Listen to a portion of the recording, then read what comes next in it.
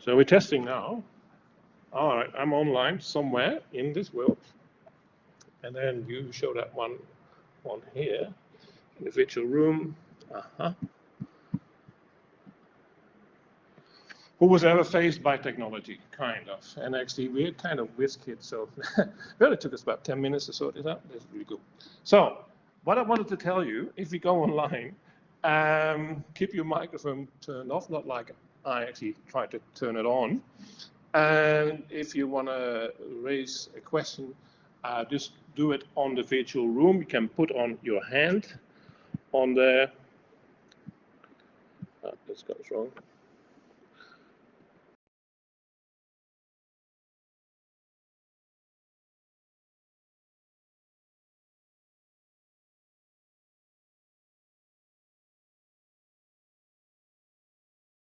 Okay, now I'm back again.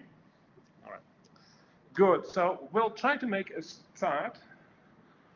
I kind of explained everything about what we have to do online. You have to raise your hand. If you have a question, you go on the right-hand purple panel on the right-hand side. My colleagues so kind to click on it, and they can see that. You can lower your hand. If you really want us to see this, you can switch on your camera. If you want to ask a question and you have to raise your hand and we call you in, please switch on your microphone, and then you can follow the lecture. If we can go to the next slide, please. So I want to introduce ourselves. My name is Julian Hoogwerf, and this is Caroline Driscoll down here, and our other colleague is Tamsin Kelly. Actually, Tamsin made these wonderful slides for us. Tamsin made these wonderful slides for us, but they're actually not be available here today. So we're going to give you the lowdown of how forensic studies works down here. My personal job is actually, I'm more the research director down here. So you will see me in year 1 and 2. Caroline runs Forensic Science 1 in year 2 and Forensic Science 2 in year 2. And then in the third year, you come with me with the Forensic Chemistry and the other units. But I'll give you some idea about that later on. So, next slide, please. Go to that one.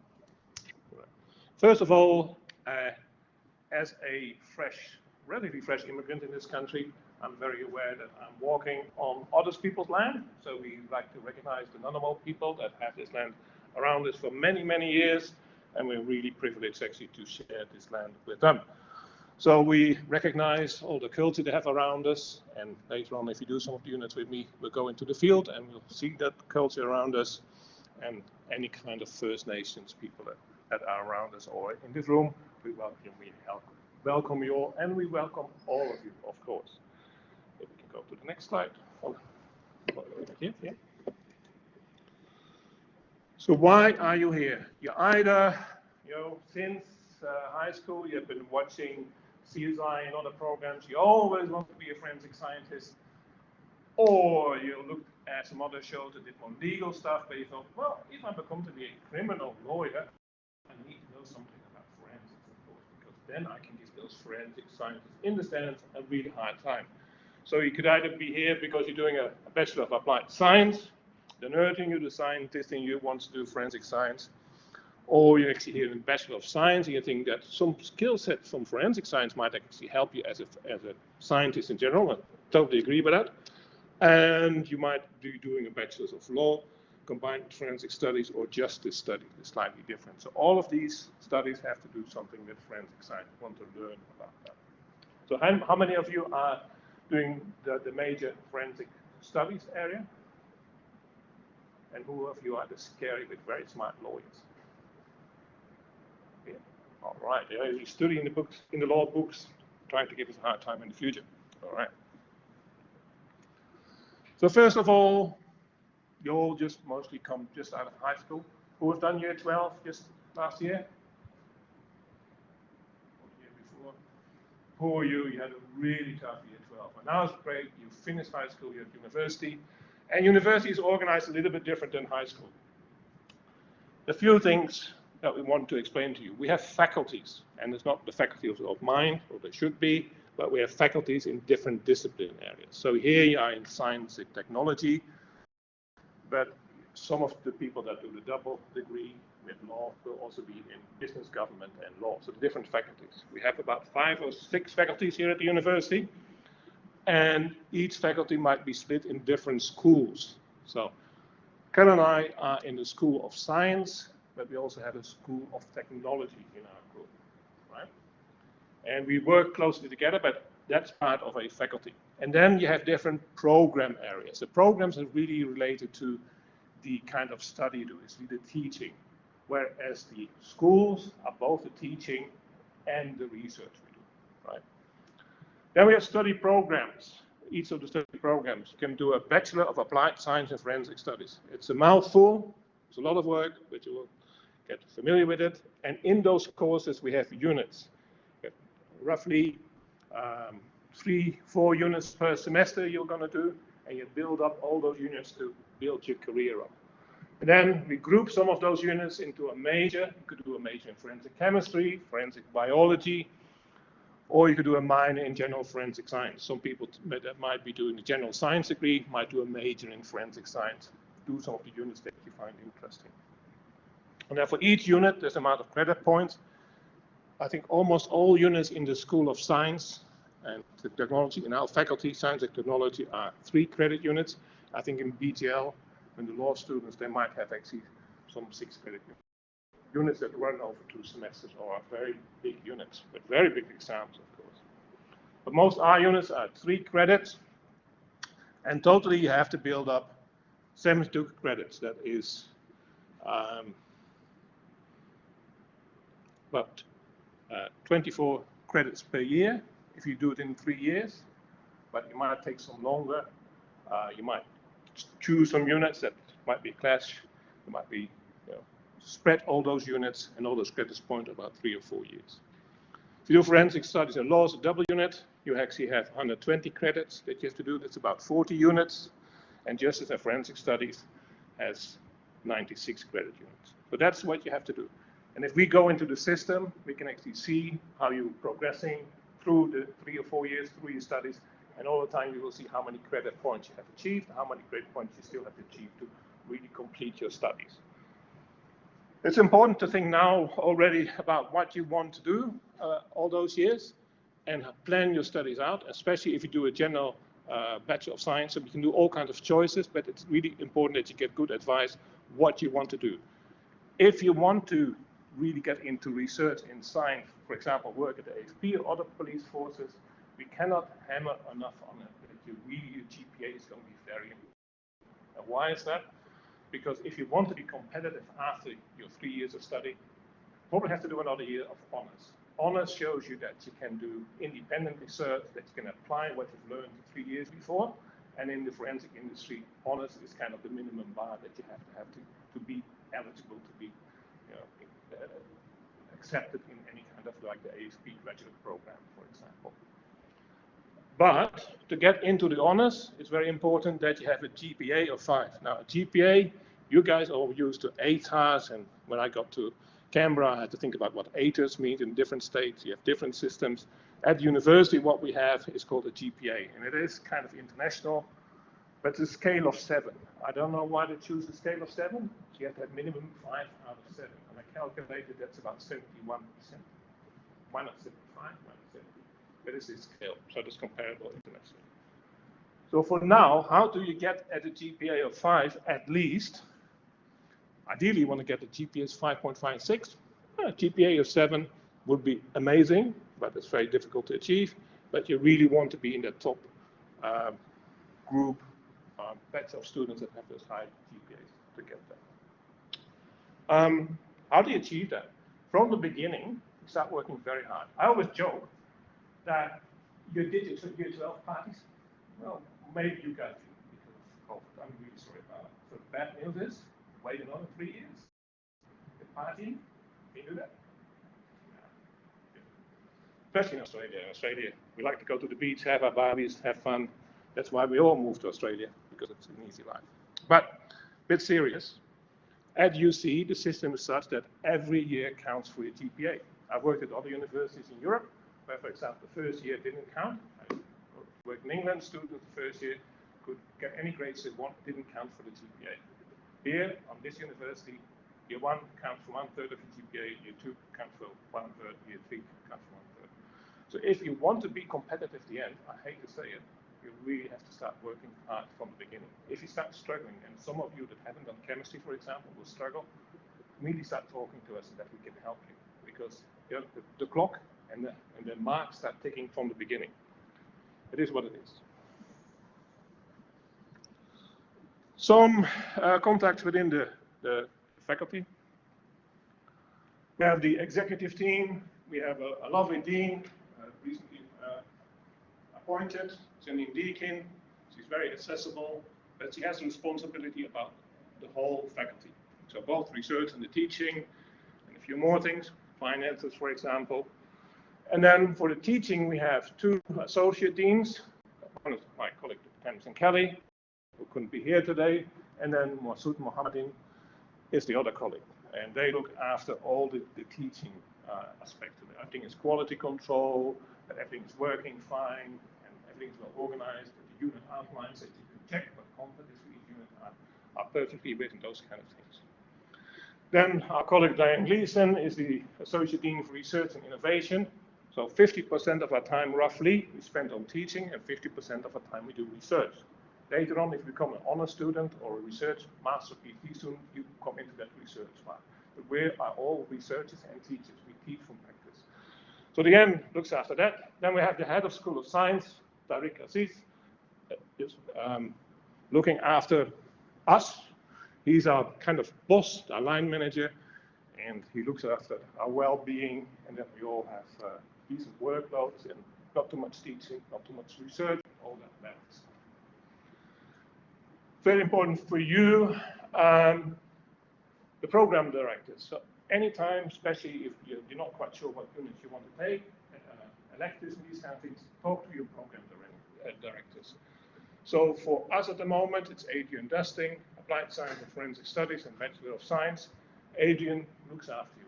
If you have any questions, which unit to do, or you want to go overseas, or you have some, one unit want to do, one semester want to do 3 units because you have too much work or family circumstances or something else, talk to Adrian. If you're doing biomedical science and those Bachelor of Science, then our colleague Nicole Beard looks after you too. But I think most of you will probably talk to Adrian. Then we have the first year coordinator, it's Michael Sidney. Especially if you're new at university, most of you, all of you have been to high school. You have been really looked after by your teachers in the high school that really care you. And now you're just a big group of students in university. The first year, I think this year is about 350 students. It's not a small class. In year 12, you're a big group, and some of you, quite a few of you, might feel a bit lost. Therefore, Michael is there to really help you, to coach you, to make that transition from high school to university. And from my own children have done that, and I know it's actually quite a big difference. You might feel a bit lost. Go talk to Michael, he will get you on the tracks again. And finally, like I mentioned before, if you stick with us after a few years, you get to deal more with me, more the research component in forensic science, and with Caroline as a co-supervisor of projects. You'll see us. So many things to push. So many things you would like to know about university, so many questions. And the really good news is we have Ask UC, and they have all the answers you can think of, I think. I'm sometimes a bit overwhelmed if I go on the website because there's so many questions you can ask, so many answers down there. So if you have any kind of questions, first look at that. Try to find your answer on that website, go into that, and see if that answers your questions that you might have. Then we have our School of Science course advice and information Canvas site. Those people online have already logged into your Canvas. You all have logged into our Canvas site to see all the information there. That's really our core area where you get all the information. Partly for your unit information you'll find there, but also other things like the general course advice. Again, we have the study plans on there for the different degrees that you're doing, the frequent asked questions. Then we do a lot of announcements. when you're studying a bit longer, you will feel it's more relevant for you when we talk about internships or placement programs and other things. That's where you get information on those kind of things. So it's important to log into your Canvas site at least once a day. When I have my breakfast in the morning, eating my cereals, I open my computer, go on Canvas and see what all the things are for the day. Try to do the 50 emails, and then I cycle to work and try to do some real work. For you to, in the morning, check that, especially at the moment also during COVID, if there's kind of closures, changes of labs and those kind of things, check in the evening before or the morning before. There's also a lot of other information with this whole faculty. We have a Facebook site and a Twitter site, and I guess you'll be much better at it. Student Central, for all your kind of financial questions and admin, your HECS stuff. The good news is we don't know nothing about it. Of course, from my children, I know a little bit about it and learned about it. And it's an interesting, complex system. Here, we can't advise you on that. Goes to Student Central, any kind of registration issues, finance issues, those kind of really admin stuff you see and centrally in the Student Center. They will help you, and if it's getting too difficult for them because it's too specific for what we are doing, it really has to do with the courses you're doing. Then we have our faculty student advisors. They will help you, and if they can't solve it, it's very specific. You know what kind of textbooks you have there for a unit. You might come to the convener, maybe to my unit, say, oh, I can help you. We try to do things first centrally, then the faculty specific ones, and then to us. Don't please ask me any questions about your HECS. I feel very sorry for you, but I don't deal with that, or we don't deal with that. Drop-in course to devise, different faculties, including science and technology. You can get course advice, and especially for those students that do a general degree in science, if you want to talk about a different unit, the path you do, then you might want to drop in down there. Student Center also helps with everything on the internet.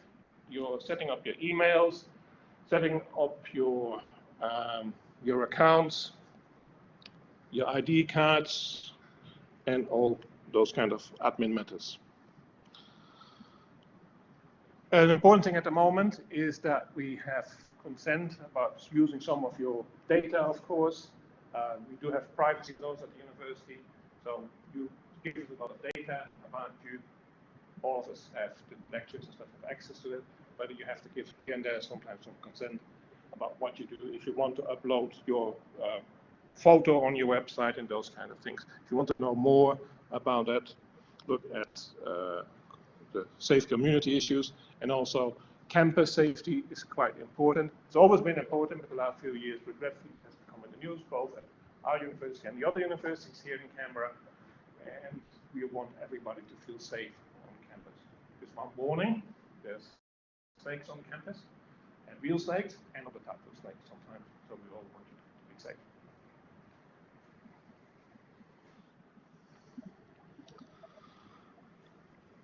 So for course advice for 143 GA, which is the main forensic course, and if you're doing the double degree courses, again, you go to the Student Center for the admin side. If you want to know more about the specific program, you go to Dr. Adrian Dusting. Adrian has these drop-in sessions. You find it online. Once this document is on the Canvas site, you can click on those links and you can find where they are. And again, for people doing the double degrees, if it's more to do with the law part or the justice part of the double degree, they have to talk to the contacts of BTL. Right? And then, like at the bottom, SciTech student inquiries is the more specific one for things directly related to SciTech. So the course advice, what can it include? Your study plan, application for credit. Some of you might actually come from another university or TAFE or CIT. You might have some previous credit. It's always good to try to take to that. not only these, because you will reduce the X that you have to pay back later on, of course, if you can get credit. But be a bit careful with that. Sometimes actually to repeat some things to get it better, to really understand, especially in first year, the chemistry, I will be hammering on that. It's very important that you take those units to sometimes advanced standing. It's a bit of a mixed bag. You might save some money or some time, but sometimes it's really good to get something to repeat. Variations to enrollment. Sometimes students want a very specific course, want to change courses. Issues with course progress. All of us have real lives, and most of you probably also have a job. Sometimes there might be issues, might be things at home that you want to change, that you want to adapt that. One of my biggest advice is always, if you struggle a bit with 4 units per semester, just do 3. It will take you a bit longer, but you have to plan a bit more exactly what sequence you do things, because some of the things we have prerequisites. So if you do forensic chem in 3rd year, you have to do first year chemistry, 2nd year analytical chemistry, and other things. So if you don't take the normal path, you will need some advice how to best add things up. And the other thing is, if you take 1 or 2 years longer, you're all, I think, as far without insulting anyone, you're all quite young. You have plenty of time. It's far more important that you get a good degree, that you read and understand the matter. And for you, it's very important to have a good degree. So if you take a bit longer, spread it out a bit more, maybe partly to do work. Don't worry to be finished in 3 years. That's my practical advice from many years of teaching and seeing people having careers. So if you want that kind of advice, go to the course advice. And finally, also international study. We have exchange programs. In forensics, actually, we have a very nice exchange program at Florida International University in Miami. I wouldn't go at the moment on that to Florida. I've stayed here, but once we can go there again, it's really good to have some exchange with another university for the forensic exchange program, specifically in Miami, but any place around the world to go to another university to see how things work. It's really eye-opening for many students. In Australia, many people from have links from different countries, come from different countries, so we're a bit more global travelers. But I used to teach in the UK. When my students went overseas to the US, they realized, shit, oh, sorry, this is recorded. Sorry, they can actually work anywhere in the world, right? So that's a positive thing. Again, get all that advice in your course advice. Teaching periods, principal dates, we have semester 1, that starts next week. For you, it already started this week. And then that runs to the 7th of May. You will have some call it a semester break. I hate to call it. I call it a revision break, because actually, especially in first year, you will be a bit overwhelmed, and especially chemistry 1A. I've been teaching in it, and we'll teach it this year, Caroline also. For most students, it's actually the most difficult unit. And if you think after 7 weeks of chemistry, you think, oh, I'll take a break, because most people actually struggle to keep up with the unit. So use it really for your revisions. The more you revise in semester break, the more you are caught up when you go to the second part of the semester and for your final test or exam or anything you get. So revision week is really a revision week. Then we have the winter term. We don't have many units in the winter term, especially in the 1st and 2nd year. In the 3rd year, there might be some practical project units you do in the winter term. There are some units. And then semester 2 is August to October. And after each semester period, you have a 2-week exam period. This year, less units have full exams because of COVID. We have more tests during the semester, just because we can't have everybody in big rooms and sporting all together to do big exams sitting close to each other. So we change this year a bit, but normally the exam period is the 2 weeks after. But remember, the exam period really starts after week 13. So it's your last teaching week, immediately go into exam. And sometimes you might not have much time to prepare. So your exam might be on Saturday or on the Monday after you had your last lecture on the Friday. So again, revise. You really need to get good grades to learn your material. I always say it's important to learn your material. For you, it's important your grades. Really revise all the time. Check important dates. Don't miss any test or exam. Go online and check all the time. They're all on there. And then we have the unit outlines. Whereas the unit outlines are a sort of contract between us and you, what we're going to offer you. There's the details in there, the attendance requirements, the penalties for not attending. That's the contract. Most conveners will have a kind of summary of that in their first lecture, most important things. But the legal documents, especially for those lawyers underneath us, actually, if you go to the unit outline, have a look. There's a lot of information, a lot of standard information, but also important details are in there. But your lecturer should also give you, in the first introduction, the first week, give you an idea of what's really important, what the lecturer expects from you. All right?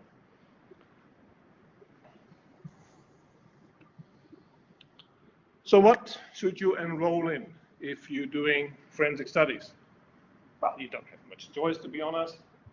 Chemistry 1A, if you want to be a forensic scientist, you need to know your chemistry, your biology, your maths, and your physics, right? Because actually, you're a forensic scientist. You're a scientist working in forensics. So, chemistry 1A, again, it's a challenging unit. Who has done chemistry at high school? Who hasn't done chemistry at high school? It's great, welcome, but just be aware. And honestly, you will have a big workload with chemistry 1A.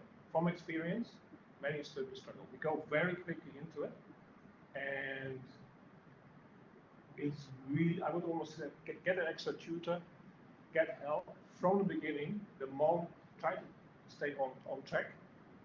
Soon in week 3 or 4, you think, not going so well. Immediately start giving yourself feedback. Try to get extra help. Try to go to all the support, I will talk about it later on. But you will quickly, half of those students that haven't done chemistry will struggle by week 6 or 7. I'm just very honest with you.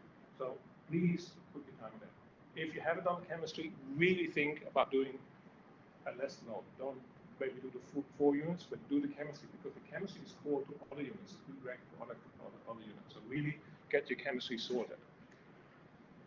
Concepts in biology, basic biology the same, mathematical methods. In science, you need a lot of maths, need to do that.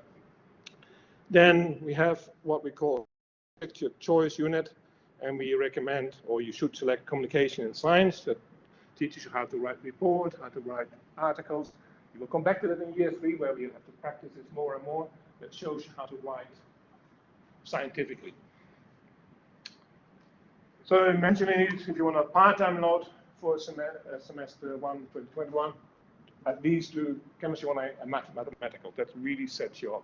So really think about what you want to achieve. You're here to learn, and those units are requirement, not only legal requirements, you have to pass them, but you build on those all the time. So if you really understand your maths and really get at least a distinction, ideally a high distinction, 70, 75% at least, then you're well prepared for the other unit. If you just scramble by with the pass, you will always later on feel it's difficult, and I struggle a little bit. So put your effort in those science units, because it really will underpin the rest of your work. So this is in a slightly difficult font and colors. I tried to change it before the lecture here, but it is a bit small text, but it gives you an overview from your whole study pattern. You can actually click on the link down there, and on the UC website, and you'll find the whole study pattern. So first you do your chemistry, your concepts of biology, mathematical methods, and you restrict the choice, that is your communication in science. Then we go to semester 2. You had maybe a real good winter break, maybe take the winter break after the very intensive first semester, have a good break, come back refreshed, and you do chemistry 1B. You're now by then such a good chemist, you'll speed through that one. Data analysis in science is really trying to, how do you analyze data in science, because good science, you create a lot of data. Then we get forensic science 1. Finally, in second semester, you get your first forensic unit, run by Caroline down here. We do a mock crime, and on the mock crime, you have to kind of solve it. It's problem-based learning, and we get into forensics.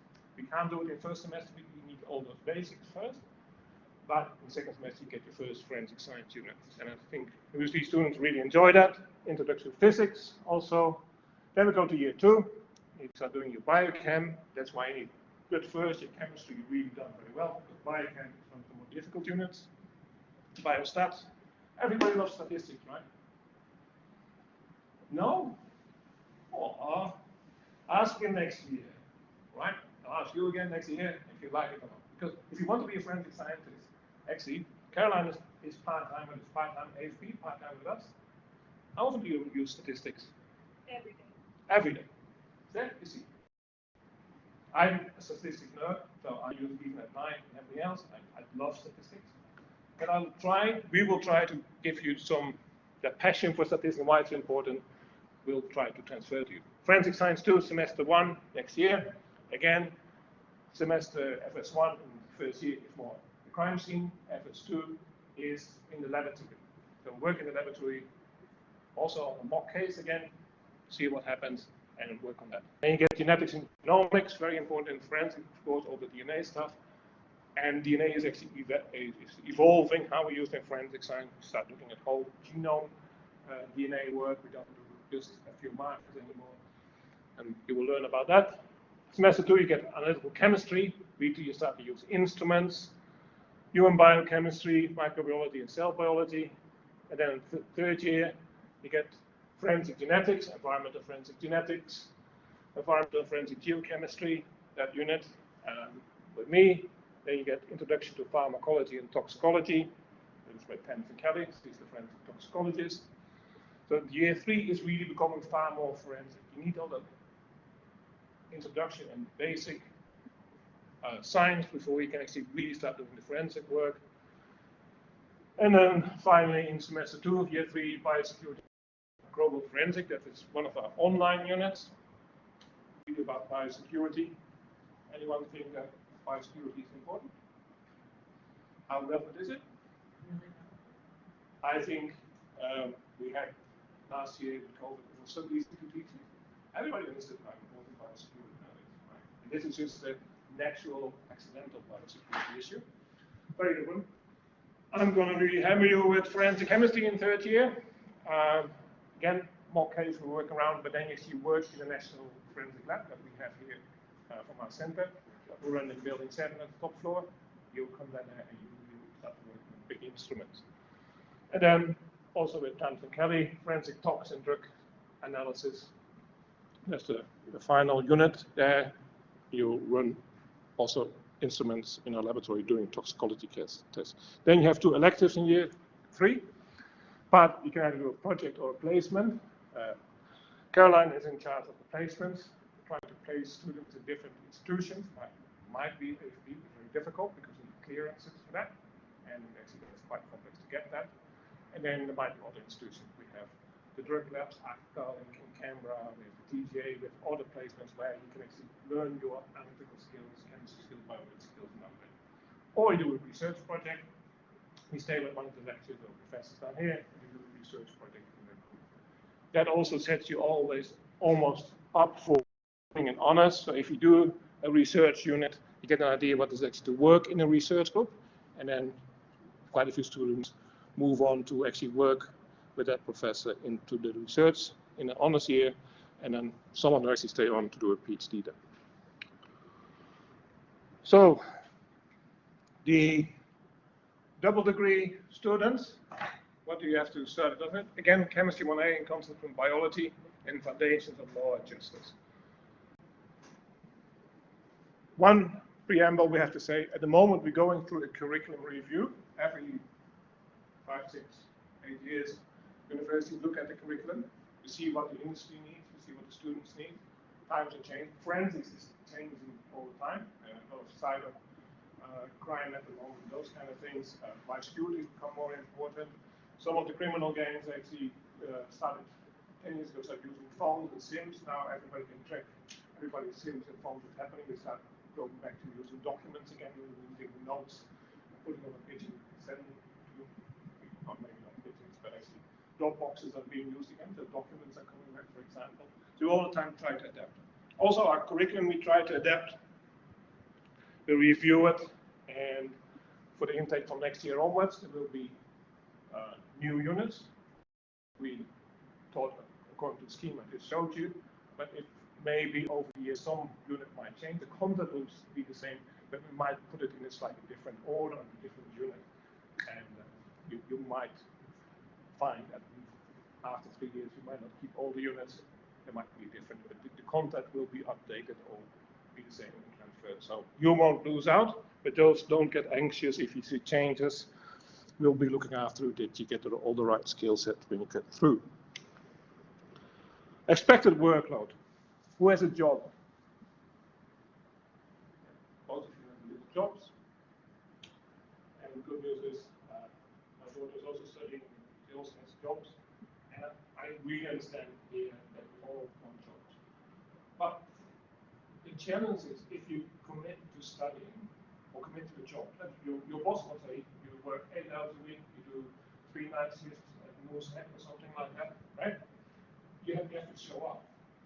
You have decided to come to the university and do certain units.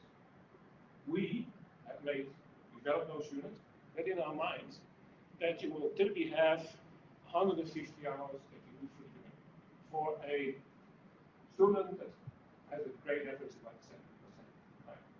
So a really smart, good, organized student might need a little bit less.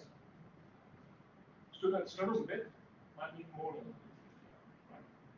But 150, so you might have 40 complex hours. Right? You might have 12 weeks, and you might have 2 hours labs, 2 hours lectures, so that's 48 hours. And then you have 102 hours to do other things. Partly to prepare for your tests. It also means reading, coming to your lectures prepared. I can just tell you, unless you're a photographic memory and a genius, very rare statistics, not speaking, we do statistics. Most of us actually struggle. We have to learn. Especially in mathematical and chemical units, we really have to revise the workload. You will need those 150 hours. So when you're planning the workload, your job, and your other activities, you're sporting. I want you to do all sports, right? Go rowing on the lake family, great. But plan it. Don't ignore that you need the time for the units. My experience is with the private students that often forget that they actually need to put in 150 hours.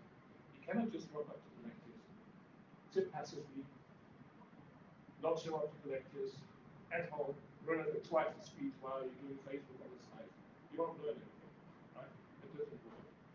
If you committed your time, your parents' money, or your hack steps for future, don't waste it. Really come here, spend 150 hours, prepare for the lectures, do your reading. And then also, the benefit, you'll get good grades. With good grades, you might get an instant interesting job. So really, don't ignore the 150 hours. 40 contact hours per week, about 4, 8 hours independent study at least. And so basically for each unit, you spend about 1.5 days per week. So 4 units, 5 days, you get your 40-hour work week. Sometimes, if you actually want to have a career, you have to do a bit more. I always say, if you want to have a job, you work 37.5 hours at our age. If you want to have a career, you work 50 or 60. And some people get upset about that. That's the real life situation. If you're an academic career, how many hours do you make? Don't tell me even. You're doing 2 jobs. Yeah, too many. So that's real life. But we design all the units with that 150 hours, roughly about 40 hours a week.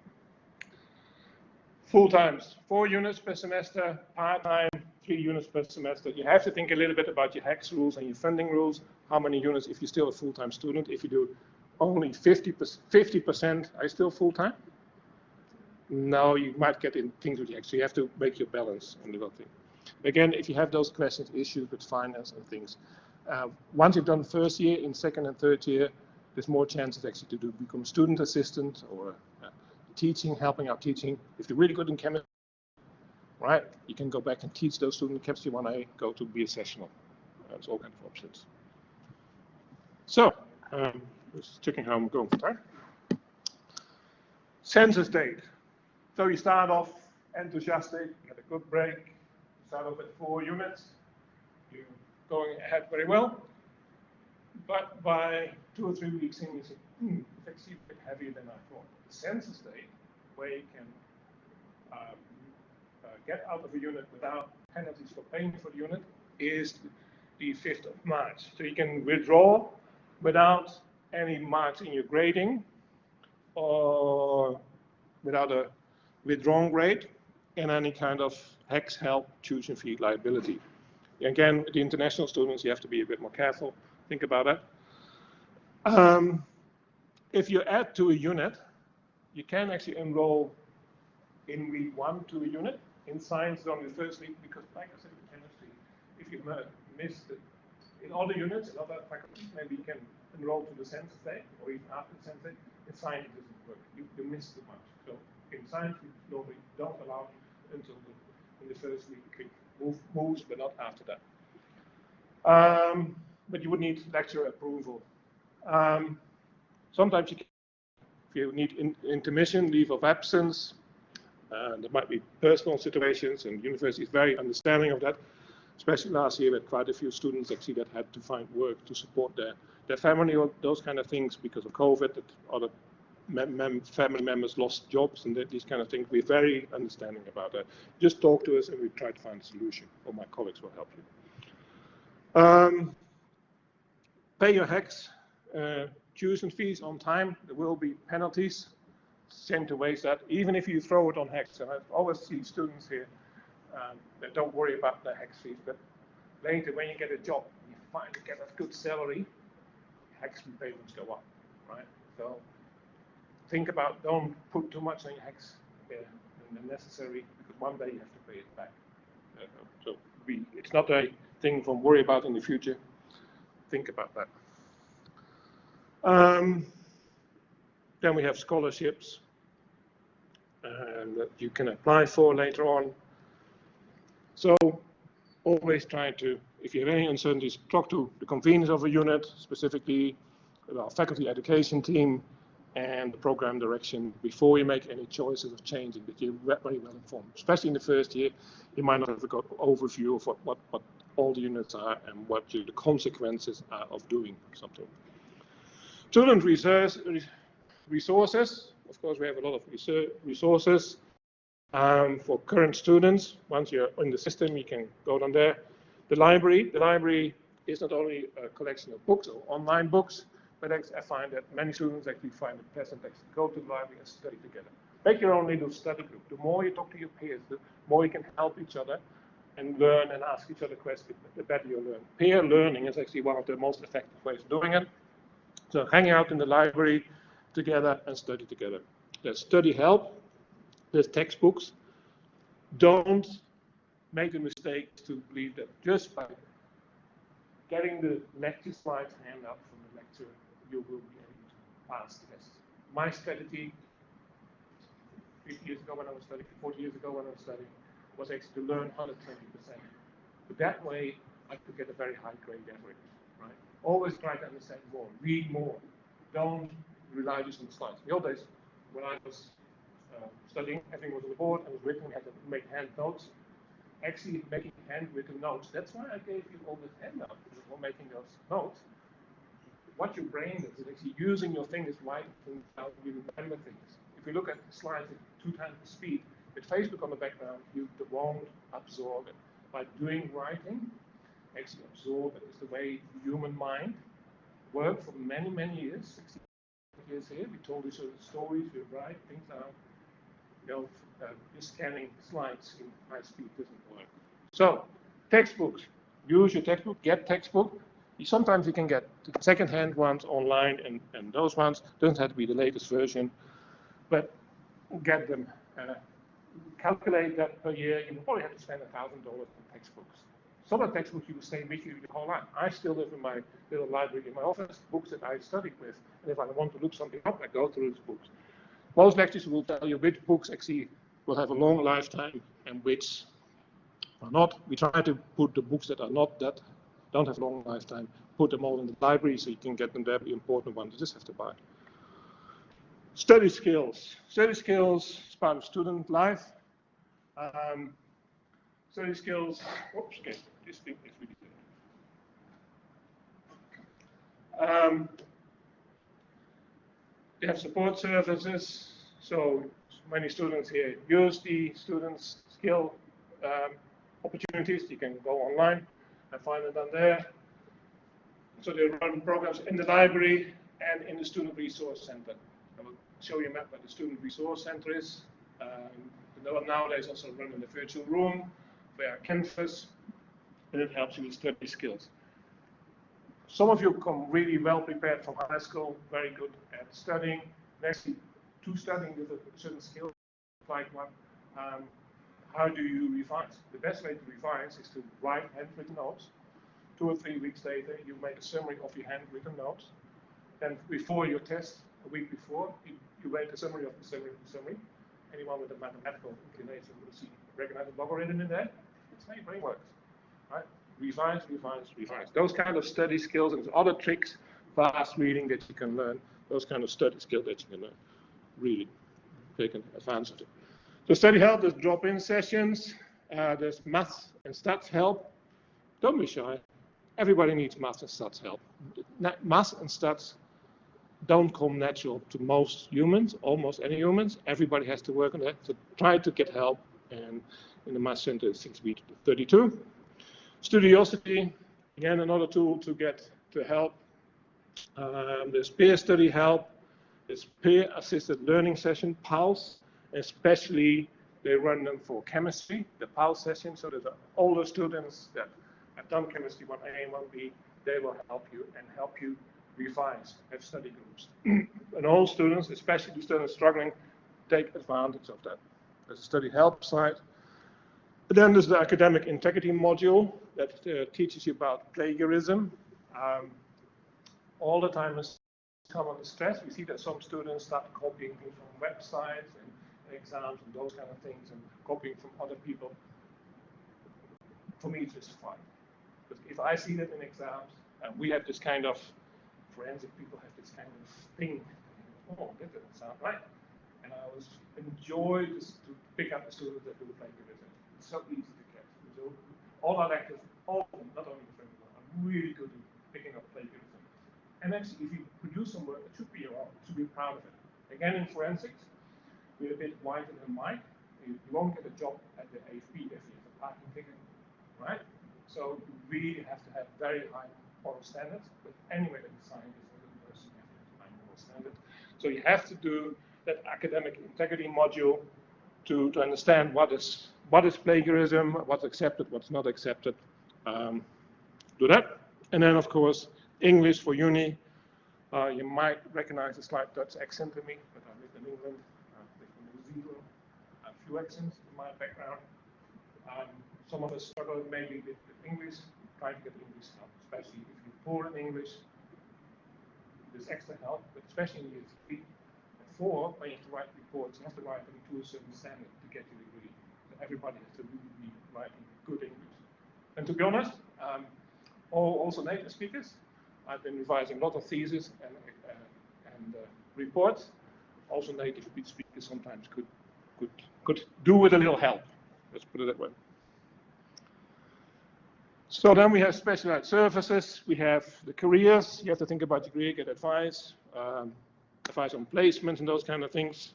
Inclusion engagement. If you have any kind of struggles, if you have dyslexia, all the things that impact on your ability to learn, go to inclusion engagement. Tell them what your challenges are. At the end of university, everybody has to have certain performance, but if you have some certain things, you can get extra time, for example, for the test. You can be in small groups. Don't be shy about it. If you know that you struggle with a few things, we're a very inclusive university. Just go to inclusion and welfare and be honest about it, because else you might struggle with things. And all of us, are very mature and understand that not everybody is the same. There might be some challenges. So don't be shy about challenges. Don't try to hide it. If you struggle with things, just come forward. Inclusion and welfare will help you, and engagement, and will tell the lecturers which students might struggle with certain things. And there's about 10% of students that come forward, and I think that's a really good thing. Medical and counseling. If you have any issues, at the moment, of course, with COVID, if you feel any illness, any COVID-like symptoms, sore throat, after talking too long, too loud, maybe in a room like this, get tested. So we have the medical counseling here in the medical department, and they can help you with everything else, especially also with COVID. A lot of people coming back to campus. If you feel unwell, get tested. Don't infect other people. Right? And you can go online. And the university will help you. Last year we had students here on campus that were isolating. The university did an amazing job actually to look after the students. All kind of packages. They're really pampered. Had to stay in the room. Just take your own responsibility. Go to medical counseling, and people will look after you. International students have audit issues. The international student department and visa conditions go to them, and general student welfare.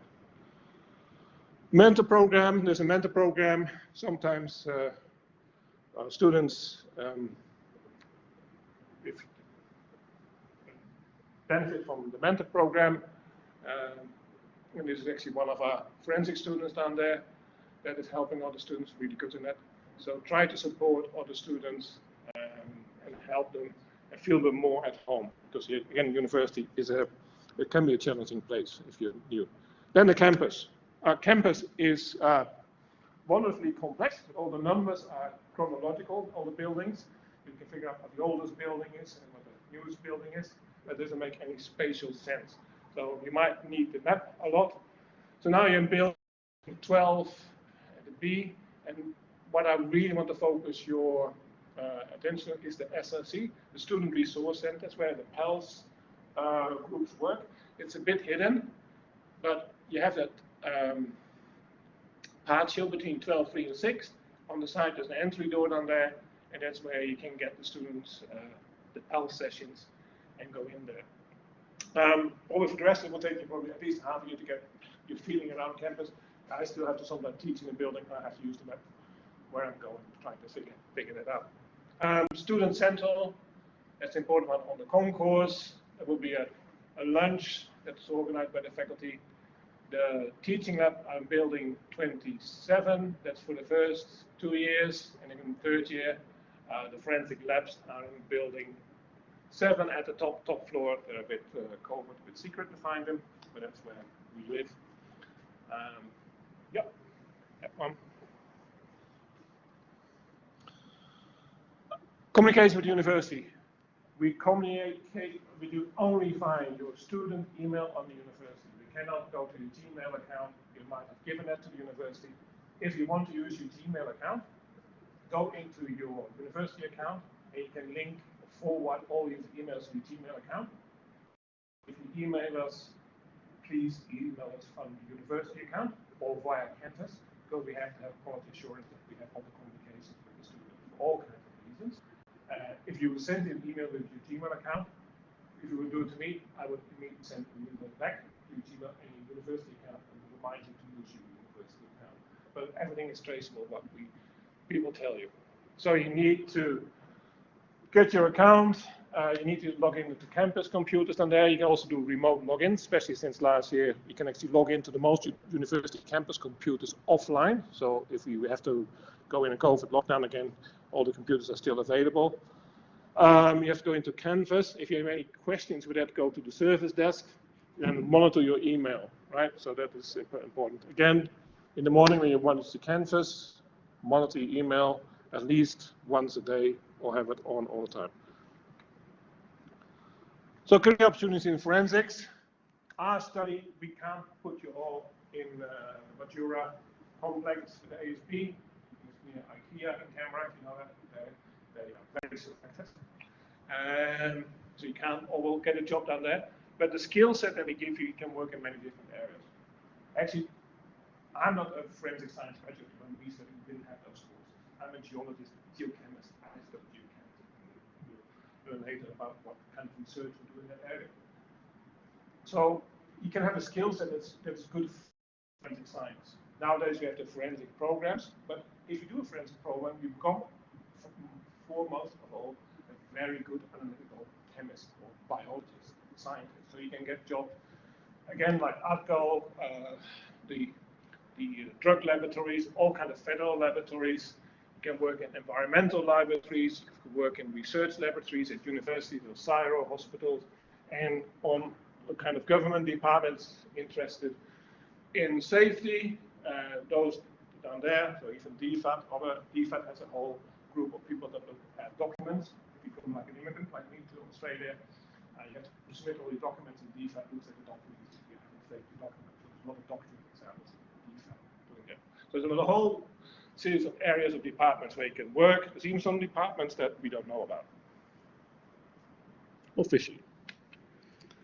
Then the National Center. And the National Center, what we have here is the National Center for Forensic Studies. Is a collaboration between the AFP, CRT, the place here in Canberra, and us. And basically, we're kind of a bit of a research arm for the AFP. So our students do research projects, especially with Caroline here at the moment. She will co-supervise projects, and we have other projects that AFP might have certain requirements, or other police organizations. We're also involved with the National Center for Taphonomic Research, that is the experimental cemetery that is in Sydney.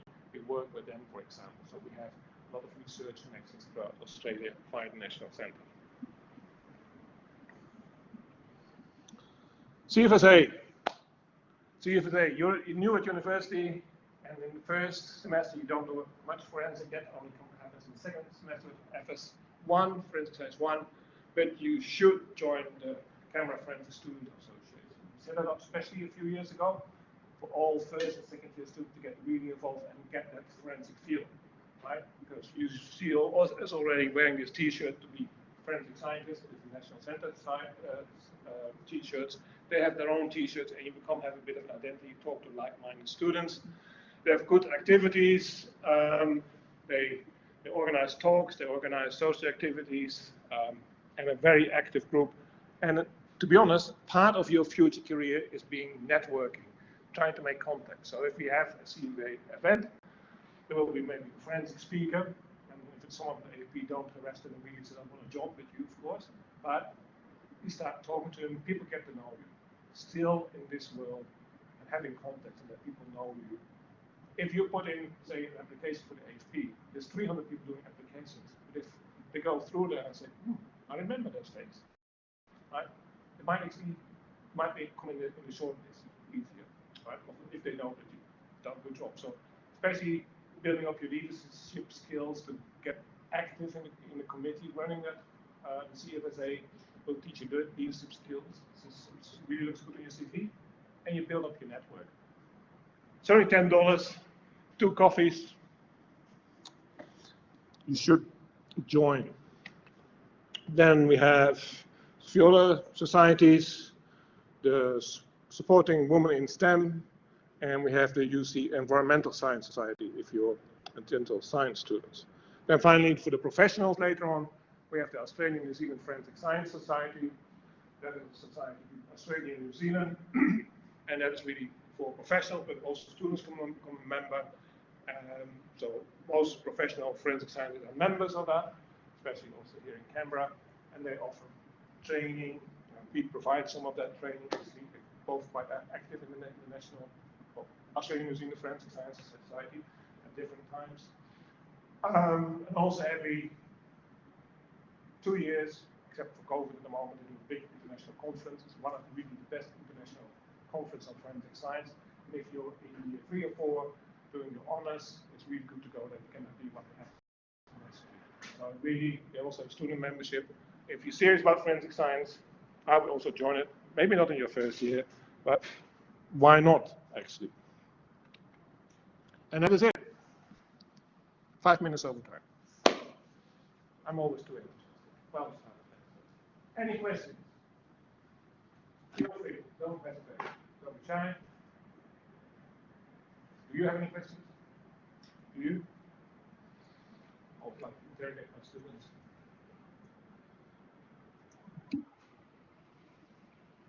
All right.